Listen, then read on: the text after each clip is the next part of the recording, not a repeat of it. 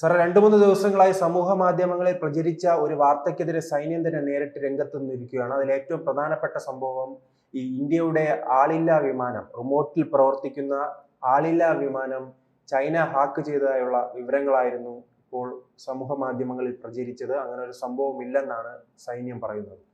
അല്ല, ഇതിനകത്തൊരു പ്രശ്നം എന്ന് പറഞ്ഞാൽ സോഷ്യൽ മീഡിയയിലൊക്കെ ഇത് വരുമ്പോൾ ഈ പോസ്റ്റ് ചെയ്യുന്ന ചേട്ടന്മാർ വിചാരിക്കേണ്ട ഒരു കാര്യം, ചൈന അങ്ങനത്തെ പിള്ളേർ കളിക്ക് പോകുന്ന തീപ്പെട്ടി കൊള്ളി കൊണ്ടുള്ള കളിക്ക് പോകുന്ന ഒരു രാജ്യമല്ല. നമ്മുടെ രാജ്യമായിട്ട് കുറേ പ്രശ്നങ്ങളുണ്ട്. അതിർത്തി സിയാച്ചിൻ്റെ അതിർത്തി പ്രശ്നങ്ങളുണ്ട്. അതിർത്തി ഇപ്പോൾ ബംഗ്ലാദേശിൽ പ്രശ്നം പറ്റിയപ്പോൾ നമ്മുടെ രാജ്യത്ത് കയറാൻ പറ്റുമെന്ന് നോക്കിയിട്ടുണ്ട്. അത് അവർ ചെയ്യും. കാരണം കാശ്മീരിൻ്റെ കുറച്ച് ഭാഗങ്ങൾ കിട്ടിയാൽ കൊള്ളാമെന്ന് ആഗ്രഹമുണ്ട്. ഇപ്പോൾ കാർഡിനൽ പോയിന്റ്സ് ഉണ്ടല്ലോ, ഈ അതിർത്തികളിലുള്ള ഏറ്റവും നല്ല പിൻ പോയിന്റ് സ്ഥലങ്ങൾ കിട്ടിയാൽ ഏതൊരു രാജ്യത്തിനും ബാക്കി ആക്രമിക്കാൻ എളുപ്പമാണ്. മറ്റ് രാജ്യത്തിൻ്റെ മറ്റ് സ്ഥലങ്ങൾ ആക്രമിക്കാൻ എളുപ്പമാണ്. സൈനിക കേന്ദ്രങ്ങളാക്കാം, പിന്നെ അതുപോലെ തന്നെ പിന്നെ ഭീഷണിപ്പെടുത്താൻ എളുപ്പമാണ്. അപ്പോൾ അത്തരത്തിലുള്ള ശ്രമങ്ങളൊക്കെ ചൈന പലപ്പോഴും പല രൂപത്തിലൊക്കെ ഇന്ത്യ ചൈന യുദ്ധമൊക്കെ നടന്നിട്ടുള്ളതാണല്ലോ പണ്ട്. അപ്പോൾ നടന്നിട്ടുണ്ട്. അങ്ങനെ നമ്മൾ ഇതൊക്കെ VS അച്യുതാനന്ദൻ ജയിലിൽ കിടന്ന കഥയൊക്കെ നമ്മൾ വായിച്ചിട്ടുണ്ട്. പിന്നെ ചൈന ചാരൻ എന്നൊക്കെ പറഞ്ഞിട്ട് അദ്ദേഹത്തിന് കിട്ടിയ കുറച്ച് ശിക്ഷ കിട്ടി പാർട്ടിയിൽ നിന്ന്, അങ്ങനെ കുറേ കാര്യങ്ങളുണ്ട്.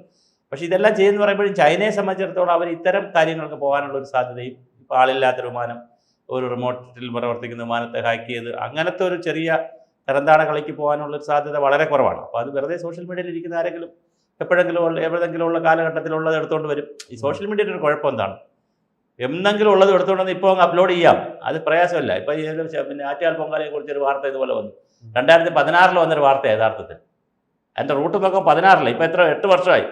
അത് വീണ്ടും എടുത്തുകൊണ്ടിട്ട് അടിക്കുകയാണ്. അപ്പം സോഷ്യൽ മീഡിയ ഒരു വേറൊരു പ്ലാറ്റ്ഫോമാണ്. അത് ആളുകൾ ഒരു അധമമായ കാര്യങ്ങളൊക്കെ ഇങ്ങനെ ഇടും, രാജ്യത്തിനെതിരെയൊക്കെ ഇടും. അതുപോലെ ആരെങ്കിലും ഇരുന്ന് ഇത് യഥാർത്ഥത്തിൽ ഇത് പണിതതായിരിക്കും. ചൈനയും ഇന്ത്യയും തമ്മിലൊരു സംഘർഷം വരട്ടെ എന്നുള്ളത് പണിയുന്നതാണ് വരുന്നത്. ഇത്തരം വ്യാജ വാർത്തകൾക്ക് ജാഗ്രത വേണം അല്ലേ?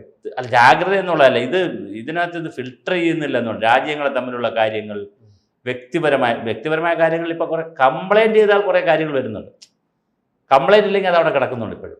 ഫിൽട്ടറിങ് അത്ര, പക്ഷേ ഇപ്പോൾ യൂട്യൂബിലൊക്കെ കുറച്ചുകൂടെയൊക്കെ ഇത് വന്നിട്ടുണ്ട്. യൂട്യൂബിൽ ഇടുമ്പോൾ പലപ്പോഴും പറയാം കുഴപ്പമില്ല, കണ്ടന്റ് കുഴപ്പമില്ല എന്നൊക്കെ പറയുന്ന രീതിയിലൊക്കെ പറ്റും. അങ്ങനെ ഒരു ഫിൽട്ടറിങ് വരേണ്ട സമയമായി. കാരണം ഇതൊക്കെ രാജ്യത്തിൻ്റെ സുരക്ഷയെ ബാധിക്കുന്ന കാര്യങ്ങൾ, അതിർത്തിയെ ബാധിക്കുന്ന കാര്യങ്ങളൊക്കെ അല്ലേ. അപ്പോൾ അത്തരം വാർത്തകൾ രണ്ട് രാജ്യങ്ങളെ തമ്മിൽ ബന്ധിപ്പിക്കുന്ന കാര്യങ്ങളാണ്. ഇത് വ്യാപകമായിട്ട് ജനങ്ങളുടെ ഇടയിലുള്ള ഒരു പ്രശ്നം എന്ന് പറഞ്ഞാൽ, പണ്ട് കാലത്ത് വാർത്തകളെല്ലാം ജനങ്ങളെ വിശ്വസിക്കാറുണ്ട്. അപ്പം പിന്നെ അങ്ങനെ വിശ്വസിക്കുന്നില്ല ജനങ്ങൾ. എന്നാൽ പോലും കുറച്ച് പേർക്ക് എന്തെങ്കിലും കൺഫ്യൂഷൻ ഉണ്ടാക്കുന്നത്. സമൂഹ മാധ്യമങ്ങളിൽ ഒരു നിയന്ത്രണമില്ലല്ലോ, ഒരു നിയന്ത്രണവുമില്ല. ഇത്തരം വാർത്തകൾ നിരന്തരം യൂത്താണ് അവിടെ കയറുന്നത്.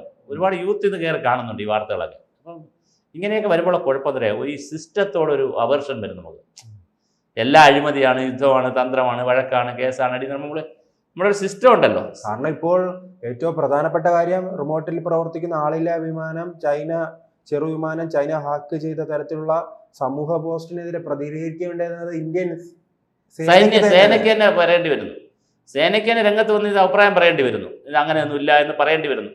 വളരെ മോശമായിട്ടുള്ള പ്രവർത്തനങ്ങളാണ് നമ്മൾ ചെയ്യുന്നത്. ആരാണ് ഇത് എവിടെ ഇരുന്നിട്ട് ഈ കാര്യങ്ങൾ, അതാണ് ഞാൻ പറഞ്ഞത്, എപ്പോഴും ഒരു അധമ വികാരവും കൂടി മനുഷ്യനിത് പ്രകടിപ്പിക്കുന്നുണ്ട്.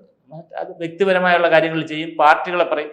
ഇപ്പം രാഷ്ട്രീയത്തിൽ എതിർപ്പൊക്കെ നമുക്ക് പറയാം, പക്ഷേ വളരെ മോശമായിട്ട്. അതോടൊപ്പം തന്നെ ഈ സമൂഹ മാധ്യമങ്ങളിലും അതോടൊപ്പം യൂട്യൂബിലും ഫേസ്ബുക്കിലുമെല്ലാം ചില കണ്ടന്റുകൾക്ക് നിയന്ത്രണം കൊണ്ടുവരാൻ കേന്ദ്ര സർക്കാർ ശ്രമിക്കുമ്പോൾ കേരളത്തിൽ ഉൾപ്പെടെ നിലവിളിയാണ്. ഈ അഭിപ്രായ സ്വാതന്ത്ര്യത്തിലുള്ള ഒരു കടന്നുകയറ്റമാണ് ഉണ്ടാകുന്നത്. കേന്ദ്ര സർക്കാരിന്റെ തെറ്റായ നയമാണ്. എല്ലാം തുറന്നു പറയാനുള്ള സ്വാതന്ത്ര്യം ഇന്ത്യയിലുണ്ട്, അതെല്ലാം ഇപ്പോൾ കേന്ദ്ര സർക്കാർ ഹനിക്കുകയാണ് എന്നൊക്കെ പറയും. ഒരു വശത്ത് പറയും. അതാ ഞാൻ പറയും, സ്വാതന്ത്ര്യം എന്ന് പറയുന്നത്, ഇപ്പോൾ ഭരണഘടന തന്നിരിക്കുന്ന സ്വാതന്ത്ര്യം എന്ന് പറയുന്നതും ഇതുപോലത്തെ വ്യാജ വാർത്ത സൃഷ്ടിക്കാൻ എവിടെയാണ് സ്വാതന്ത്ര്യം കൊടുത്തിരിക്കുന്നത്? അറേബ്യയിലൊക്കെ മറ്റ് രാജ്യങ്ങളിലാണ്. ചിലപ്പോൾ ഇപ്പോൾ ഈവൻ ചൈനയിലായാൽ പോലും എന്താ സംഭവിക്കുക? ചിലപ്പോൾ അകത്ത് കിടക്കുമല്ലോ. രാജ്യത്തിനെതിരെ വാർത്ത ഇടുകയാണ്. അപ്പം എന്തും ചെയ്യുവാനും എന്തും കാണിക്കുവാനും ഒക്കെ ഉള്ള സ്വാതന്ത്ര്യം ഉണ്ടോ? അങ്ങനെ സ്വാതന്ത്ര്യം ഉണ്ടോ? അപ്പോൾ അതെല്ലാം ഫിൽട്ടർ ചെയ്യേണ്ടതാണ്. സ്റ്റേറ്റ് ഗവൺമെൻറ്റും സംസ്ഥാന ഗവൺമെൻറ്റും, പിന്നെ സെൻട്രൽ ഗവൺമെൻറ്റും സംസ്ഥാന ഗവൺമെൻറ്റുകളും ഇൻ്റലിജൻസ് സംവിധാനമൊക്കെ ഇത് ഫിൽട്ടർ ചെയ്യേണ്ട സമയമായി. തീർച്ചയായും നിയന്ത്രണം ഏർപ്പെടുത്തണ്ടേ? രണ്ട് രാജ്യങ്ങളെ തമ്മിലുള്ള വിഷയമല്ലേ. അത് ഹാക്ക് ചെയ്തു എന്ന് പറയുന്ന വാർത്ത ശരിയാണെങ്കിൽ പോലും ഇടാൻ പാടില്ലെന്ന അഭിപ്രായക്കാരാണ് ഞാൻ. പ്രത്യേകിച്ച് നാം ഏറ്റവും ഒടുവിൽ ഉണ്ടായിരിക്കുന്നത് ഈ നാഗ്പൂരിലാണ്. നാഗ്പൂരിൽ ഖുറാൻ കത്തിച്ചു എന്ന ചില പ്രസ്താവനകൾ മാധ്യമങ്ങൾ പ്രചരിച്ച ശേഷം അവിടെ വലിയ പ്രശ്നങ്ങളിലേക്ക് പോയി. അതുപോലെ തന്നെ ഔറംഗസീബിന്റെ സ്മാരകം ഉണ്ടല്ലോ, അത് ഇപ്പോൾ ഈ RSS വേണ്ടാന്ന് പറഞ്ഞതിന് ശേഷമാണ് ഇത്തി ഒന്ന് കുറഞ്ഞത്.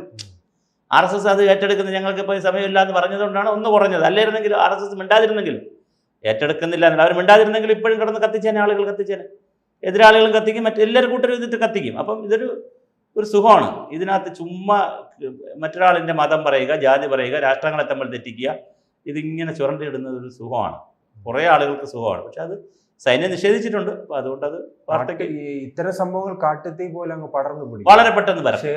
ഷെയറിങ് വളരെ പെട്ടെന്ന് ഷെയർ ചെയ്യുന്നത് ഇല്ലാത്തവരെ മനസ്സിലും എന്ത് കയറും? ഈ മതവികാരവും രാജ്യവികാരവും ഒക്കെയാണ് പെട്ടെന്ന് എന്ത് ചെയ്യാൻ പറ്റുന്നത്, കുത്തിവെക്കാൻ പറ്റുന്നത്. ഇല്ലാത്തവൻ്റെ മനസ്സിലും ചൈനയോടൊരു ശത്രുത തോന്നും.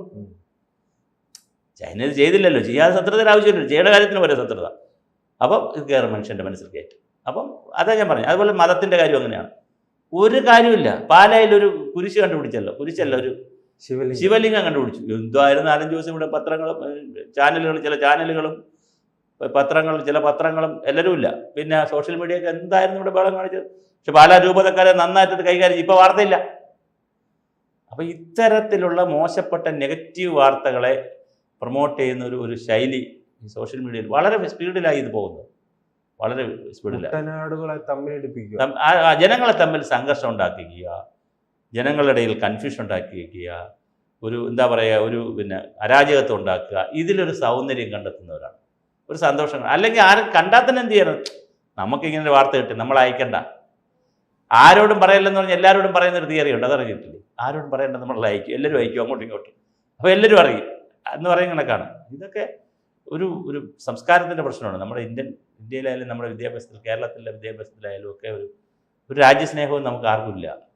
എത്ര പേർക്കുണ്ട് രാജ്യത്തോടൊരു സ്നേഹവും? ഇവിടെ ജനിച്ചു, ഈ സ്വാതന്ത്ര്യം എടുക്കണമെന്ന് എല്ലാവർക്കും പറയാനും ഉണ്ട്. അവകാശം എത്ര പേര് ചെയ്യുന്നു? ഉത്തരവാദിത്വം എത്ര പേര് ചെയ്യുന്നു? ഉത്തരവാദിത്തം അനുസരിച്ച് എന്തെല്ലാം കാര്യങ്ങൾ ചെയ്യണം മനുഷ്യൻ. വല്ല ഉത്തരവാദിത്വം മനുഷ്യൻ ചെയ്യുന്നുണ്ടോ? ഒരു ഉത്തരവാദിത്വം ചെയ്യുന്നില്ലല്ലോ. റെസ്പോൺസിബിലിറ്റി ഒന്നും ചെയ്യാതെയാണ്. ഭരണഘടനയിൽ പറയുന്ന ഉത്തരവാദിത്തങ്ങൾ കുറേ ഉണ്ടല്ലോ. മനുഷ്യൻ രാജ്യത്തെ സ്നേഹിക്കുക, പതാക ബഹുമാനിക്കുക, പിന്നെ ഇവിടുത്തെ പരിസ്ഥിതിയെ സംരക്ഷിക്കുക, അത് കുറേ 100,000 കാര്യം പറയുന്നുണ്ട്. അതുപോലെ ചെയ്യുന്നുണ്ടോ? ഒന്നുമില്ല. ഇപ്പോഴത്തെ സ്വാതന്ത്ര്യത്തിന് വേണ്ടി നമ്മൾ ബഹളം ഉണ്ടാക്കും. എന്നിട്ട് സ്വാതന്ത്ര്യം കിട്ടിയാലോ ഇതുപോലത്തെ അധമ പ്രവർത്തനങ്ങൾ ചെയ്യും. വളരെ അധമ പ്രവർത്തനമല്ലേ ചെയ്തിരിക്കുന്നു. അത് പിന്നെ സൈന്യം പറഞ്ഞതുകൊണ്ട് പിന്നെ അതങ്ങ് നിൽക്കും. സൈന്യം പറയാതിരുന്നെങ്കിൽ ഇത് എന്ത് ചെയ്തുകൊണ്ടിരിക്കും? വീണ്ടും അടുത്ത ദിവസങ്ങളിലും നിഷേധിക്കുന്നത് വരെ ഇതിങ്ങനെ അടിച്ചുകൊണ്ടിരിക്കും. ഇപ്പം നിഷേധിച്ചതുകൊണ്ട് ഇനിയിപ്പോൾ ചിലപ്പോൾ ഒന്ന് കുറയുക, വാർത്തയുടെ സ്പീഡ് കുറഞ്ഞെന്ന് പറയും. നമ്മളെല്ലാ കാര്യവും അങ്ങനെയാണ്. നാം ഈ ചൈനയുമായിട്ട് തന്നെ വന്നാൽ ചൈനയുടെ ഇപ്പോഴുള്ള ഇന്ത്യ ബന്ധം എങ്ങനെയാണ്? ചൈന ഇന്ത്യ ബന്ധം എന്ന് പറഞ്ഞാൽ ഒരു പ്രശ്നമുള്ളതെന്ന് പറയും. ഇപ്പം ജനസംഖ്യ നമ്മളാണ് കൂടുതൽ. ചൈനയെ ഓവർടേക്ക് ചെയ്തല്ലോ, 140 നമ്മൾ കോടി പോയല്ലോ. ഇപ്പം ചൈനയുടെ ആയാലും അമേരിക്കയുടെ ആയാലും ലോകരാജ്യങ്ങളിൽ 800 കോടിയാണ് ലോകത്ത് ആകെ ഉള്ളത്. അതിൽ 140 കോടി എവിടെയാണ് കിടക്കുന്നത്? ഭാരതത്തിലാണ് കിടക്കുന്നത്. എന്ന് പറയുമ്പോൾ നല്ലൊരു ഭാഗം ആളുകൾ ഇവിടെയുണ്ട്. അതുകൊണ്ടൊരു വ്യാപാര സാധ്യത കാണുന്നുണ്ട്.